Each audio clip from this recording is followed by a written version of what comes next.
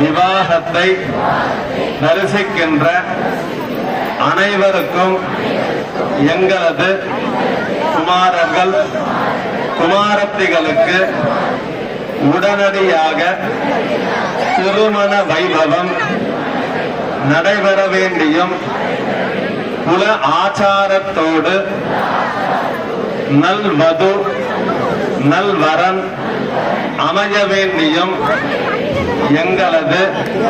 இல்லத்திலே அனைத்து வித சுப நிகழ்வுகளும் நடைபெற வேண்டியும் இந்த நல்ல நேரத்தில் வள்ளி தேவசேனா சமேத சுப்பிரமணிய பெருமானின் திருவடியை சமர்ப்பிக்கின்றோம். எங்களது